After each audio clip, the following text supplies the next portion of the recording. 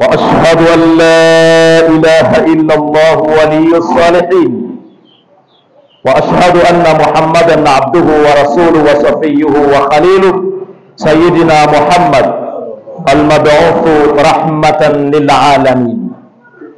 Ndugu zangu Waislamu, fi hadhihi almasjid alsharifa, katika msikiti huu mtukufu, na wale ambao mko nje ya msikiti huu, wa fi kulli anha'i baladna, na katika kila pande za mji wetu, na katika kila pande za nchi yetu, na katika kila pande za jamii yetu, yambaghi alaina an nafham, tunapaswa kutambua fika kwamba Waislamu kama Waislamu, kupitia nadharia ya dini yetu ya Kiislamu, tuna malengo, na malengo haya Mwenyezi Mungu Subhanahu wa Ta'ala amekwisha yaeleza wazi kupitia kitabu chake cha Qur'an, ambayo ndiyo katiba ya umma huu. Akasema katika kujinasibu kwamba huwa alladhi ansha'akum min al-ardi wa ta'amarakum fiha, kwamba yeye Mwenyezi Mungu Subhanahu wa Ta'ala ndiye ambaye amekuumbeni kutokana na udongo, lakini pia akakutakeni nyinyi hao ndiyo muwe wasimamizi wa kila aina ya maendeleo katika dunia yenu. Ndiyo maana ukirejea, pamoja na kwamba alitupa akili, lakini akili hiyo yawezekana ikawa ni sababu ya kumpeleka mtu katika maharibiko ndani ya dunia hii. Ndiyo maana akasema, wala tufsidu fil ardi ba'da islahiha, msifanye maharibiko yoyote duniani baada ya kuwa yeye amekwisha kusawazishieni kwamba hayo mtakayoyakuta huko duniani yanakwenda sanjari na maumbile yenu, yanakwenda sanjari na mazingira yenu. Ndiyo maana katika Uislamu hauruhusiwi hata kukata miti ovyo, hauruhusiwi kuchafua mazingira, kwa sababu maisha yenu yanategemea mazingira hayo. Lakini pia kuna viumbe wengine ambao Mwenyezi Mungu Subhanahu wa Ta'ala amevifanya kuwa ni madhalili kwenu. Ndio maana una uwezo wa kumchukua ng'ombe na kumweka na kumwelekeza kibla na ukamchinja na kisu kikapita. Lakini pia una uwezo wa kumuongoza simba pamoja na ukali wake akakufanya wewe kuwa ni rafiki. Tembo na ukubwa wake, lakini anapandwa na binadamu. Ni kwa sababu Mwenyezi Mungu Subhanahu wa Ta'ala amekwisha mdhalilisha kiumbe huyo. Sasa kudhalilishwa kwa viumbe hawa, Mwenyezi Mungu Subhanahu wa Ta'ala maana yake ametufanya sisi kuwa ni bora zaidi ya viumbe hawa. Lakini kwa kupitia akili pekee haikuweza kutosha na kutufanya sisi kuwa ni viongozi tutakaoweza kuwamiliki hao, bali Mwenyezi Mungu Subhanahu wa Ta'ala ametupa ilmu, ametukirimu kwa kutupa ilmu. Kwa maana utakapotaka kuleta mabadiliko ya maendeleo katika sekta yoyote ndani ya jamii unayoishi, ni lazima kigezo cha kwanza uwe na ilmu. Ilmu ndiyo ambayo inayotengeneza jamii yenye nguvu na yenye sauti na ikasikika katika taifa lake.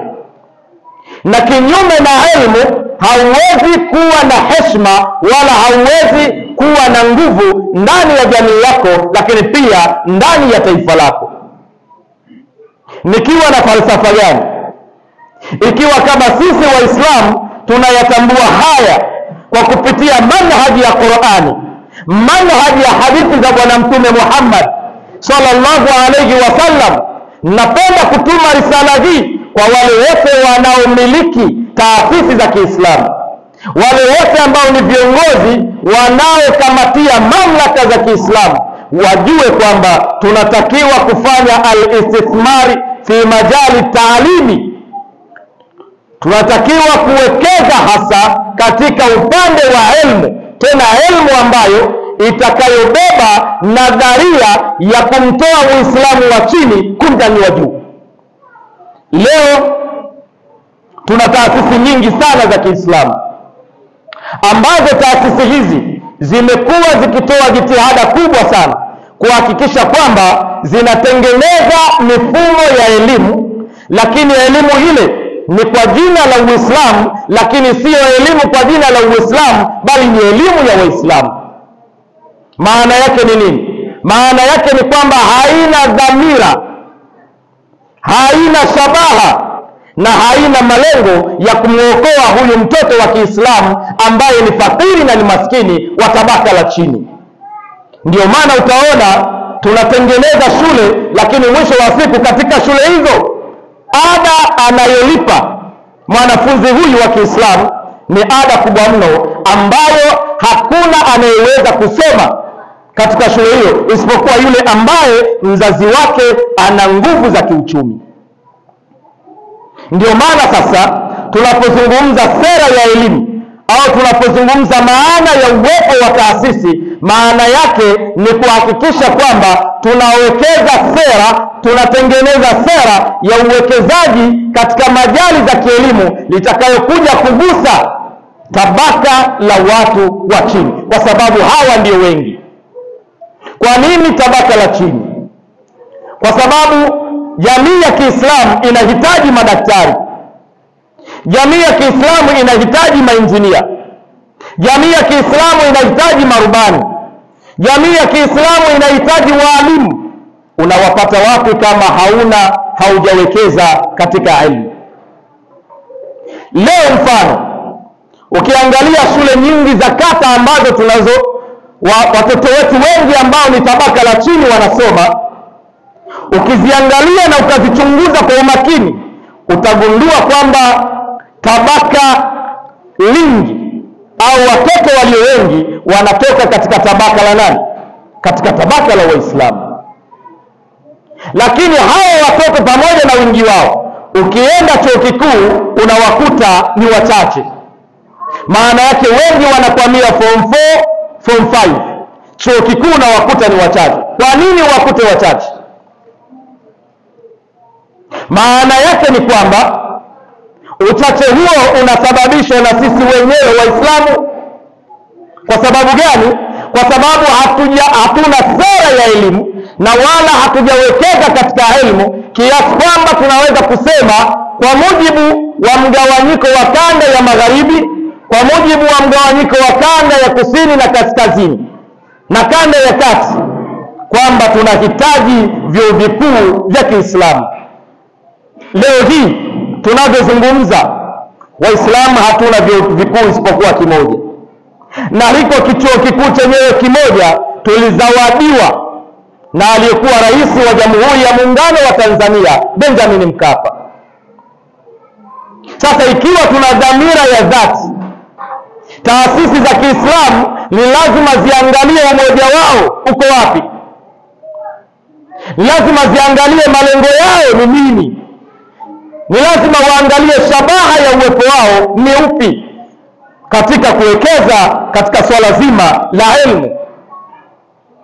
Leo tutakaa tunalalamika kwamba watoto wetu ndio wanaongoza kwa tatizo la ukosefu wa ajira, watoto wetu wanaongoza katika masuala ya mmong'onyoko wa maadili, lakini hili ni tabaka ambalo tabaka kubwa limebaki hapa kuanzia form 4 pamoja na form 6. Sasa kama kweli sisi ni wamoja na tuko katika dhamira ya kusaidia Uislamu na Waislamu, ni lazima tutambue uwekezaji katika elimu ya vyuo vikuu ni jambo la lazima na ambalo haliepukiki hata kidogo. Laiti kama tutatumia Uislamu wetu na tukaacha Uislamu wenyewe, tutatumia Uislamu wetu juu ya taasisi zetu, maana yake tutaendelea kupiga maktaimu na matokeo chanya ndani ya jamii yetu yatakuwa hakuna. Ndugu zangu, kila mmoja ajiangalie. Sanjari na hayo, tazama katika familia yako, una daktari katika familia yako, una mjuzi wa kompyuta katika familia yako, una mtaalamu wa mambo ya tauhidi katika familia yako, una mtaalamu wa mambo ya sheria katika familia yako, una mtaalamu wa mambo ya huduma za jamii. Kama hauna, ujue umekula hasara, lakini bado haujachelewa. Wakati wa kubadilika ni sasa. Hakuna msaafu utakaoshuka tena, na wala hakuna mtume wa mwisho atakayekuja tena baada ya Mtume Muhammad sallallahu alayhi wasallam. Kila kitu tumekwisha wekewa, imma shakiran wa imma kafura. Inna Allaha wa malaikatahu yusalluna ala nabi ya ayyuhalladhina amanu sallu alayhi wa sallimu taslima. وارض اللهم من أربعة الكرام أولهم سيدنا أبي بكر الصديق، وثاني